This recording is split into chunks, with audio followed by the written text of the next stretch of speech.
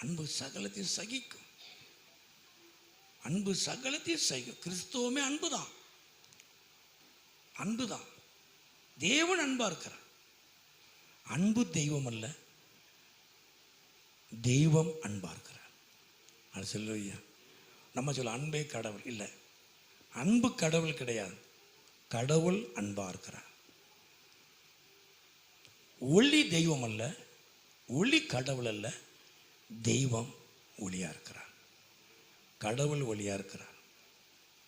அவர் வெளிச்சமா இருக்கிறார். அப்போ நான் அன்பா இருக்கிறது போல் நீங்களும் ஒருவருக்கு வாசிக்க இல்லையா யோவான் 15.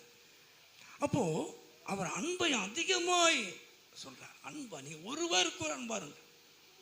இந்த அன்பு இருக்கு அப்படின்னா நமக்குள்ள ஒரு சகிப்புத்தன்மை இருக்கும்.